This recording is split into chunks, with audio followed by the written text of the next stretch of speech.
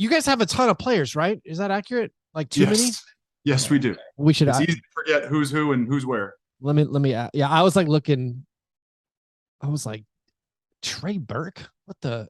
I guess Trey Burke on your Marcus Chris. Yeah. So for clarity, those guys came over in the Christian Wood trade.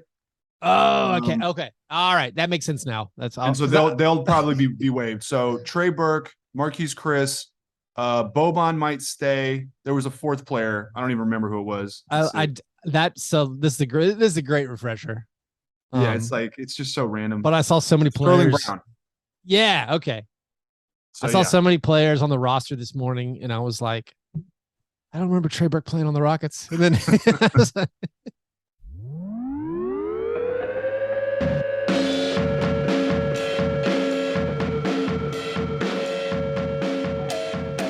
I'm joined right now by Roosh Williams. Roosh, a first-time guest on Fastbreak Breakfast. How's it going, man?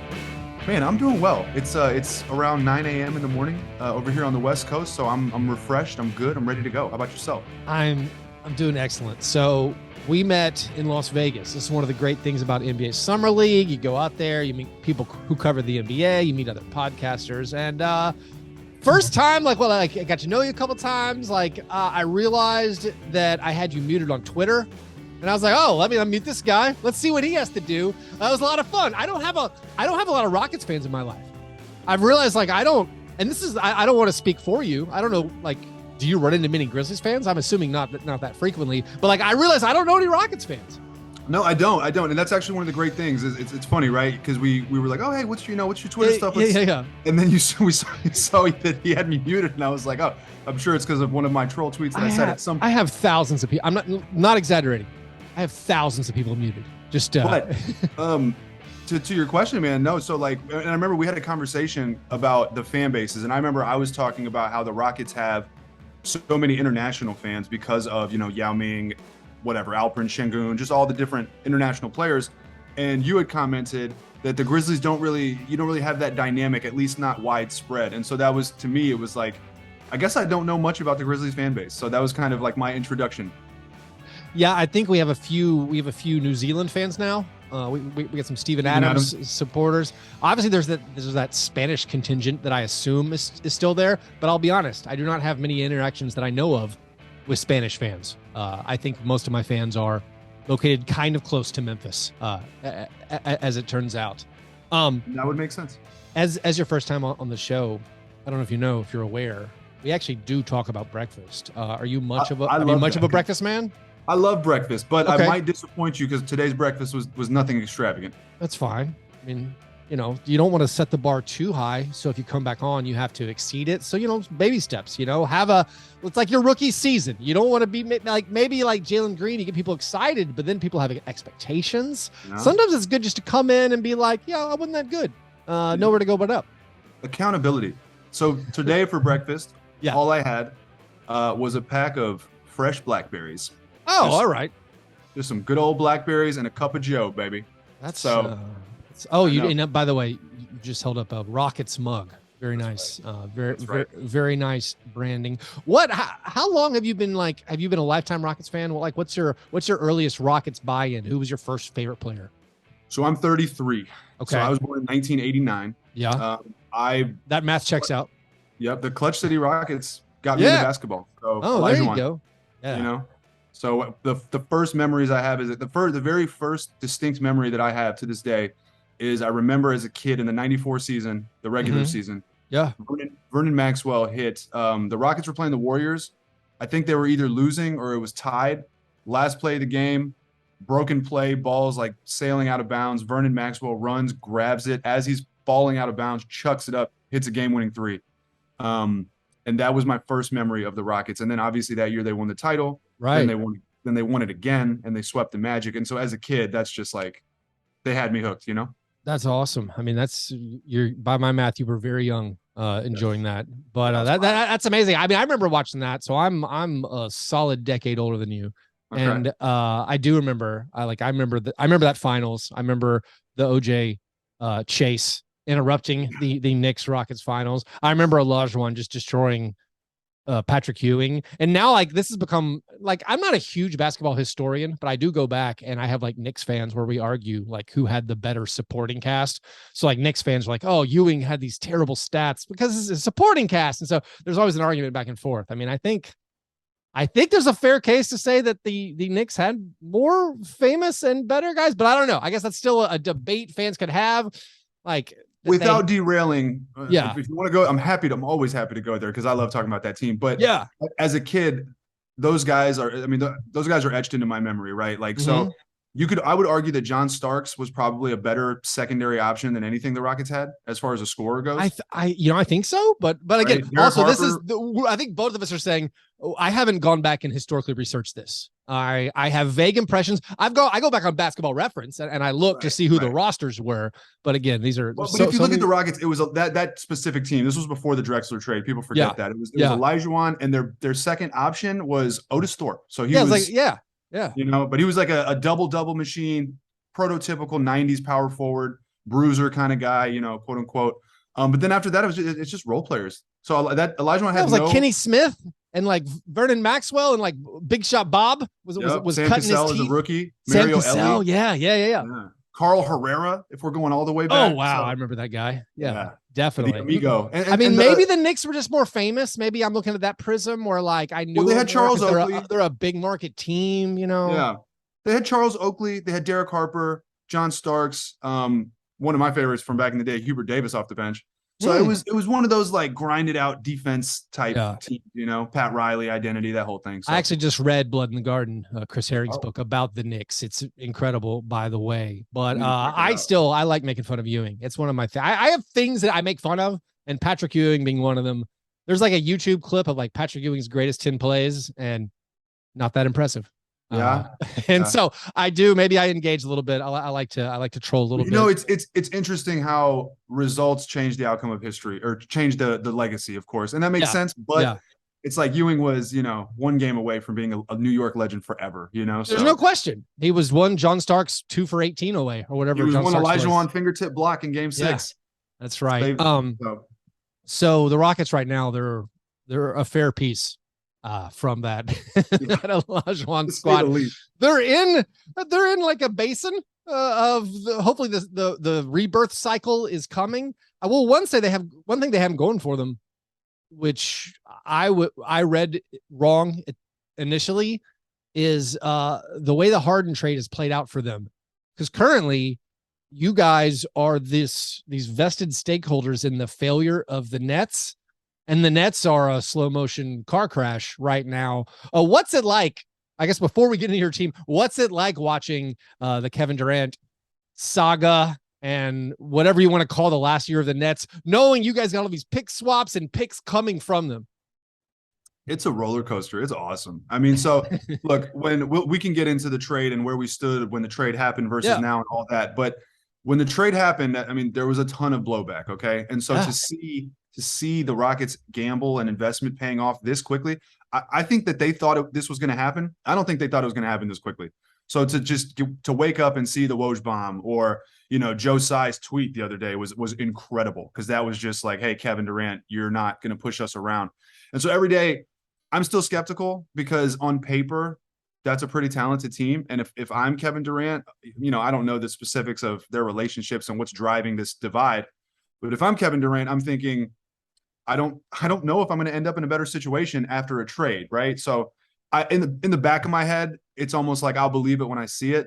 But at the same time, it's just amazing to see it implode. It's, and to see, it's almost like Harden was a double agent, There is a lot of evidence growing in the Harden is a double agent camp. I don't know if Zach Lowe started that like little rumor. It makes a ton of sense. Like this man totally from the inside destroyed this franchise. And like, so yeah, my initial reaction for the Harden trade, I was like, this is a bad deal for the Rockets. And coming off the Russell Westbrook, Chris Paul swap, coming off my own theories of like, did Daryl Morey, was he a saboteur on the way out the door with like that trade? And like the turnaround has been so fast. I know the actual on-court product has not turned around yet, but the turnaround as far as like, we have young talent, we have picks coming. It's been swift the way it's changed. Yeah, it's incredible, man. I mean, so when the trade happened, right, being one of the bigger, I guess, Rockets accounts on Twitter, Mm-hmm.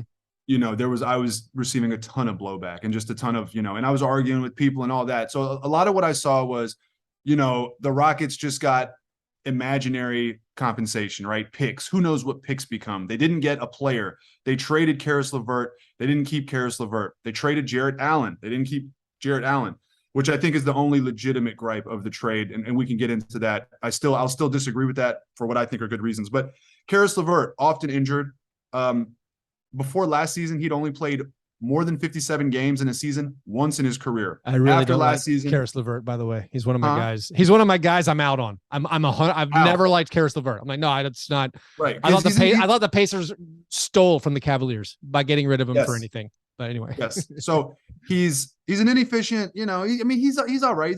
He's a mediocre kind of player that if you want to be like a 7 or 8 seed, he can be maybe a 9 seed. He can be like one of your main guys, but inefficient, oft injured. And so after last season, he's now played 2 seasons more than 57 games. Last season, he played 58. Okay. So he's virtually guaranteed to at least miss 1/3 of any NBA season. Right. So it's like people were dogging the Rockets for trading Karis LeVert. They didn't see the vision. The Rockets were basically banking on exactly what's happening, albeit it happened earlier than they thought. And then they gave themselves a chance to actually rebuild, right? Because they surrendered a lot of draft capital to Oklahoma City when they traded Chris Paul for Russell Westbrook. So they had to recoup that. But at the time, and people were saying, oh, they should have taken the Ben Simmons package. I think we can all agree that they dodged a huge bullet there. They didn't even dodge a bullet. Based on what I know, they never wanted Ben Simmons. Yeah. And so, they control Brooklyn's draft through 2027. And that's why you see the Nets, it feels like, are squirming because they can't tank. They have to put a product out there. Their best chance to tank is this season while it's just a pick swap and while the Rockets will probably be pretty bad. So that if the Nets do tank, at worst, they'll be swapping maybe like the 3rd or 4th pick for like the 8th pick, Right. So this hadn't crossed my mind. This was brought up to me yesterday. And the math is not great if you're a Nets fan thinking like we'll double tank. We'll depend on the Rockets to tank and we'll also tank. And then we'll do a swap. Like as a Rockets fan, that's a dream. That's like the greatest thing you've ever heard. You're literally doubling your odds of getting Victor Wembanyama. Like you're doubling all your lottery odds. The math, if the Nets and Rockets both have one of the 5 worst records in the NBA, the Nets would then have a 24% chance of getting a top 5 pick. So like if you're a Nets fan thinking, listen, all right, maybe we give away the 1 or 2 pick, but then like the Rockets will stay top 5. The odds are incredibly low. And if the Nets have like the 8th worst pick or the 8th worst lottery odds going into it, we're talking about like a why would you do that for a 5% chance? Like you just kind of got to play it out. So like the Rockets are sitting pretty, I guess is the moral of that story. 100%, because it's basically like, hey, you can do that and you'll take what you get and you will like it because you don't have a choice. yeah. Or you're gonna have to, wheel and deal and put together some like ragtag, like when the DeAndre Ayton talks were actually legitimate before, he went back to Phoenix. From a Rockets perspective, we're thinking, okay, they make their trade. The centerpiece of that trade is Ayton. So now they're looking at Ayton and Ben Simmons, and we're assuming Kyrie eventually gets traded. So a core duo of Ayton and Ben Simmons in the current East is a lottery team. So it's like, even that, at least in my opinion, I mean, we could go down, but I don't think that team is going to be better than Miami, Boston, Philadelphia, Milwaukee, Toronto, Chicago, Cleveland, so on and so forth, right? So I might take him over Karis LeVert's Cleveland Cavaliers, but anyway, go ahead. I don't know. I mean, Cleveland was hurt. It's close. All right. I'm not going to, I guess, antagonize Cavs fans anymore. Right. But so that's like I don't know. I don't want to call it best case. Yeah. But DeAndre Ayton is a good talent, right? Yeah. So if they're unable to do something like that, and then they have to opt for something closer to what the Rockets did, a more pick centric package, which I call PCP. So hopefully the Nets will be smoking some PCP now. So just kidding. But if they have to do something like that, it only benefits the Rockets, because that team, they have no control. I don't know if people know this. And it's kind of surprising from the Rockets perspective, because I learned that a lot of reputable, journalists, beat writers, all that, people that cover the NBA, they didn't really consider this until the KD trade. And then because I saw people saying, well, why would they, why don't they just tank and rebuild? Newsflash, brother, they can't. Because if they do, it goes right into Houston's hands. We control their draft through 2027, unprotected all the way. So it's an amazing spot to be in. The team, the actual Rockets team this season, you have a ton of guys who've been drafted over the past few years. What are people expecting? Is it just kind of like it's just all development all the time, and then we will maybe play the lottery odds? Is there any upside on this team? Like what are the expectations coming into the season with such a young roster? So I'll speak for myself because I don't know. It's hard to know what, the general fan base or people at large expect. I will say, so the Rockets in the CP3, when they traded CP3 to Russell Westbrook, which we try not to remember and we try not to speak of. Yeah. When they did that, they gave up a 2021 pick swap, which did not convey and resulted in Houston drafting Jalen Green second overall. It was top 4 protected. Houston got the second pick. So Houston lucked out there. Yeah. Then 2024, I think their pick goes to OKC. 2025, it's a swap. And then 2026, it goes to OKC. So there's protections on those. I can't remember exactly. I think the picks themselves are top 4 protected, and I think that the swap is like top 20 or top 10. I think it's top 10 protected. So the point is, the last year in which Houston controls its draft is this upcoming draft, 2023. So they do have incentive to tank. Yeah. To be quite honest, right? They got Jalen Green, they got Jabari Smith. And it would be nice to add, in this deep draft to get one more guy. And then in 2024, they lose control of their draft and they are subject to whatever happens to the Brooklyn Nets, right? So expectation-wise, I would think that they're in development mode. They just want to see the young guys develop, get one more pick. And then after that, that's when things could get real. The way that they've constructed this, and I want to touch on this because it includes Jared Allen in evaluating that the Harden trade. The Rockets have positioned themselves to have nothing on the cap, nothing on the books in 2023, except for the rookies and the sophomores that they've recently drafted, of which there are 7, which is a lot. And then Jayshawn Tate recently got extended for approximately $7 million a year. Other than that, they're projected to have, I think, around $70 million in cap space in 2023. So they'll go into that 2023 draft, right? Try to get whatever pick they get, and then they'll have a ton of cap space. Now, will they be able to sign 2 max free agent guys? Probably not, because who's going to want to come there, right? Of that caliber.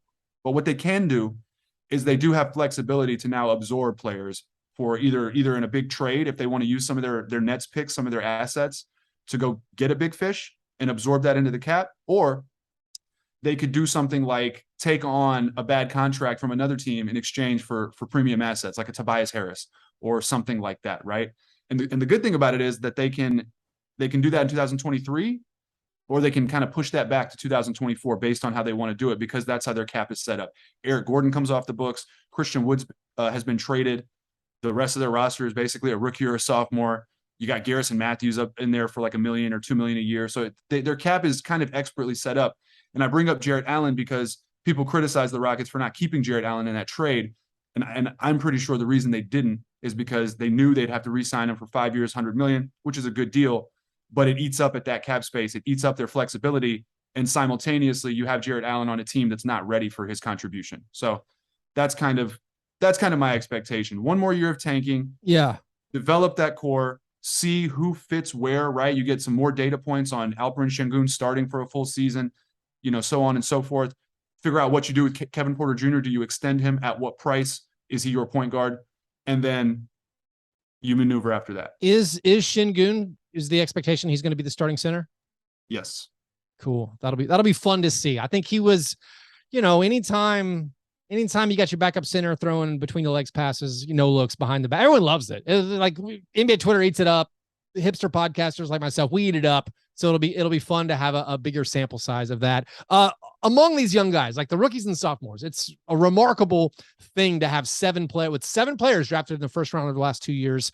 Among those 7 guys, and then I'm going to throw in Kevin Porter. Can you rank them as far as like your maybe try to guess the franchise's investment, involvement, interest in having them succeed? I'm assuming Jalen Green, Jabari Smith, 1, 2. Like that seems obvious. Maybe what's the rest of the ranking with Tari Eason, Ty Washington, Şengün, Garuba, Josh Christopher, and then Kevin Porter Jr. So to be clear, you're talking about the organization's investment or my personal? I would make up your own formula. I mean, Okay. So yes, Jalen Green number 1. Yeah. Jabari Smith number 2. Yeah. Right. And that directly correlates to the investment of the asset, right? I mean, set number 2 pick, number 3 pick doesn't really get. And hopefully their talent level. It seems like they have the talent of like, yeah, their ceiling. Those are the guys. We're gonna. I'm just hopefully saying that ride those guys for years to come. Yeah. Of course, I'm just saying that when you invest like that pick, there's whereas Kevin Porter Jr. was acquired for a fake second round pick. So like if it doesn't work out, okay, it doesn't work out. But so I would say Jalen Green, I would say Jabari Smith. After that, it gets tough. I'm going to throw in Kevin Porter Jr. at 3 because I know that they believe in him, and basically they're hoping that because they acquired him for a top 56 protected pick. Okay. Yeah. So, I mean, the Cavs are done with him. I mean, right. Yeah. So that pick only conveys if it's 57, 58, 59, or 60. So it's like bag of chips.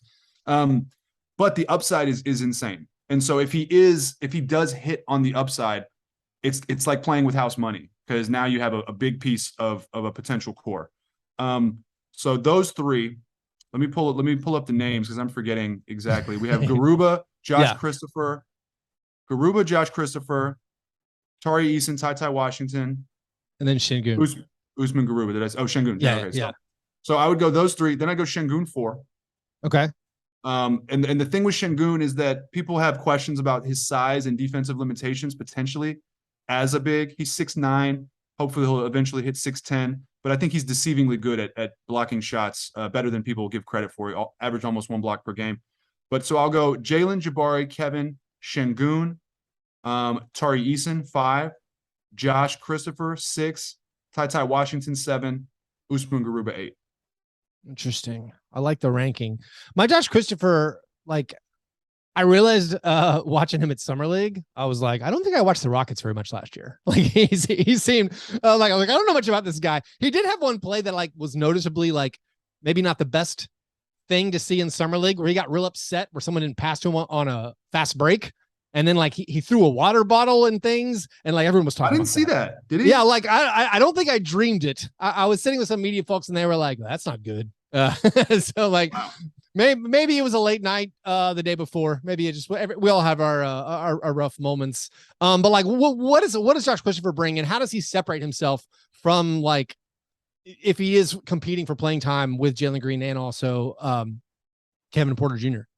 So Josh Christopher, I'll say first of all, him playing Summer League was weird. His game, so he's a 6'4" combo guard. Okay. Yeah. Score first kind of guy. Very effective in the mid range. I don't know the numbers, but eye test. I mean, I trust him shooting in the mid range, and that's his spot. It's his spot that he likes to get to. He can get there, hit a turnaround. He can give you a shoulder bump, step back, hit like a little fade midi. It's just kind of his game. He's a classic, mixtape hooper kind of guy. Get to the bucket. Not a reliable 3-point shooter. Streaky, but when he hits the 3, it's a lot of fun. His value is scoring the rock. His value, in my opinion, at his best, realistically, I think he could be like, a 13 to 17 point per game guy, microwave scorer off the bench, like a 15, 3 and 2 kind of guy. Sure. And he's got all the tools to be very good defensively. He still doesn't make all the right reads. Sometimes he over pursues on defense, those types of things. But he does have all the tools physically, and he's super, super athletic. He's really excited. Like when he gets in the open court and gets going, it's fun. So that's the value he brings. And that's also why Summer League was weird, because he's a bucket getter, right? So he's out there trying to get buckets in the context of a team that's like half made of guys trying to make the NBA, Yeah, so it just of course. Right. It just didn't really fit. I don't know.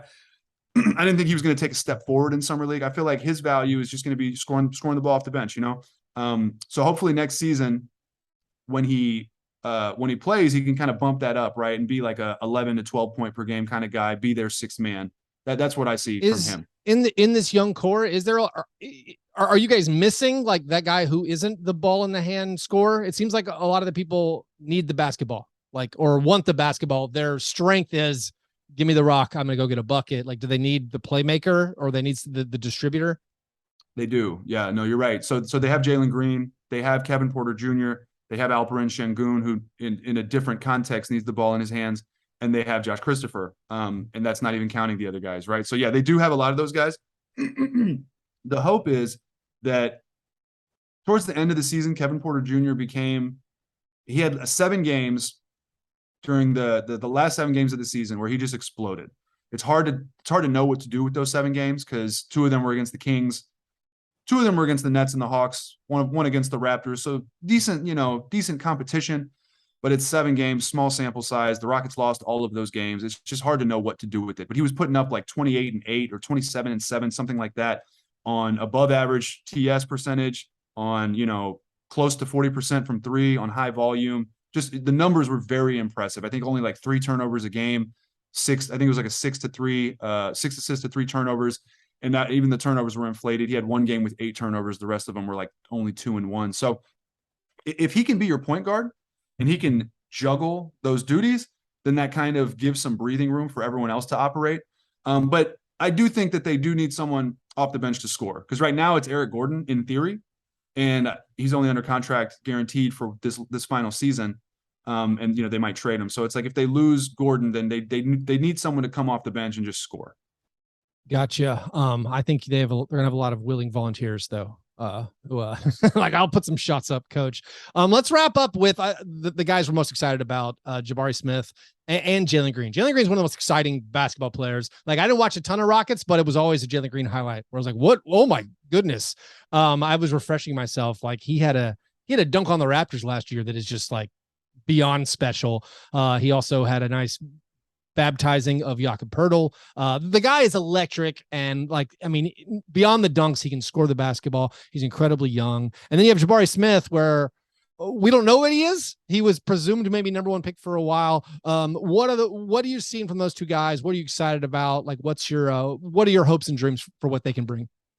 Yeah, I mean, the athleticism of Jalen Green, I'll go Jalen then Jabari. The athleticism of Jalen Green it's top tier. It's premium, and it's like you said, he'll dunk on you. He'll cross you over. He'll create incredible separation in just a flash, step backs, has the whole hand, the package, handle package, layup package. He can do it all, right?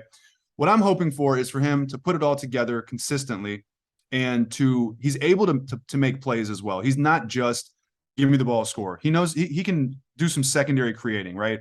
I really think he could be like a 5 or 6 assists per game kind of guy in the right system with the right type of talent. He could run a pick and roll, not like a point guard would, but like a 2 guard would, a 2 guard that knows how to attack and get downhill. So I'd like to see him put it all together and increase some of the playmaking. And toward the season, he got a lot better at defense. Toward the end of the season, he got a lot better at defense as well. And so I'd like to see that continue, right? On the ball, he was really good defensively toward the end of the season, using his athleticism to just basically, stay in front of people. So it was fun to see. Jabari Smith is exciting in a different way. And I'm taking this from Summer League. Jabari Smith was exciting because he transformed the defense. And the Rockets need that desperately, desperately. So seeing him, I didn't know, I think he can anchor a defense, but I didn't know to what extent. And in the Summer League, albeit it's the Summer League, but it looked like he could anchor it completely, whether it was at the point of attack, whether it was as the 5-man under the basket, roaming, protecting the rim, not in the way that a traditional rim protector would, but he was protecting the rim. I mean, he was blocking shots. And he just brings that no nonsense, like winning attitude to build culture, right? And that's the biggest thing, because the Rockets have had kind of an iffy up and down culture. Christian Wood was technically, unfortunately, their best player for the last 2 years. So to see him go and to replace that with someone who's defensive minded, makes winning plays, jumps on loose balls, does all that kind of stuff. That's what's exciting to me with Jabari Smith. And he just turned 19 in May. So he might not be done growing. He's 6'10". He looks like 6'11". He looks slightly taller than Paolo Banchero from where I was sitting at Summer League. So if he continues to grow, all I saw was a shadow. I saw Jabari in a shadow of Paolo. So maybe your perspective was different. I just saw the mountain Paolo, but I'm sorry. Yeah, that was an enormous guy. But so I'm just excited from that perspective, man. I mean, it's just and like if he doesn't put together the handles, and if he doesn't become Kawhi, I think it's still fine because of the defensive impact. And I think he can be like, an 18-8 guy that just defends the hell out of the ball, like a Rashard Lewis. Yeah. Yeah. At Summer League, I think a lot of people were a little let down with Jabari's offense, where the jumper wasn't falling. Also, there was a lot of like, hey guys, pass to Jabari. That's who we want to see. Teammates, can you guys pass it to the guy we all want to see play? But his defense was impressive, where everyone was like, oh, he's like that part of his game looks really, really good. what's the over under? What's your points per game over under on Jalen Green for say the first 3 months of the season before they tell him to slow down? Because I mean, I know we all play fantasy basketball. Like I've gotten like this guy could just be monstrous. I mean, especially because let's be real, you're probably going to lose a lot of games, and the guy has the ability to put the ball in the hole. What would you put his over under points per game, say for the first 3 months of the season?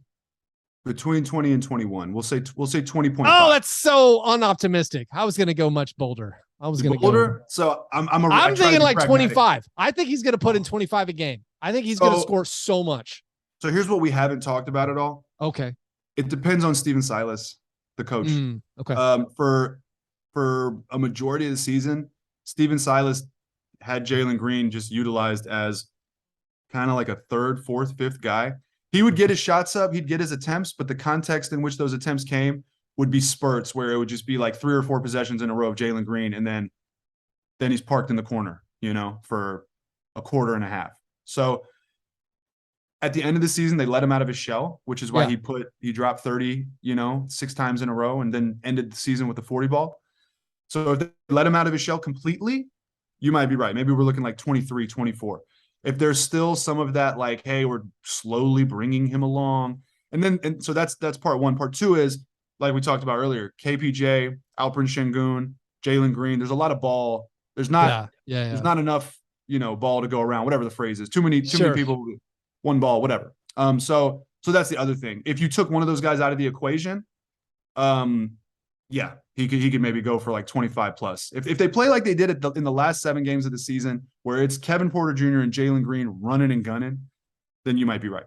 If you're not doing that, what's the point? Come on, man. I agree. Spread his wings. Roosh, thanks so much for coming on. I appreciated your input, and hopefully you'll come back on again sometime. Hey, thanks for having me, man. I had fun. And next time I'll come with more of a grand breakfast, a grand slam or something like that. Not some just some fruit. But yeah, thank you, Keith. I appreciate it, man. Had fun. That'll be great. I look forward to it. Likewise. Hey, thanks, Roosh. Yes, sir. Appreciate your time. Take care, buddy. See you, man.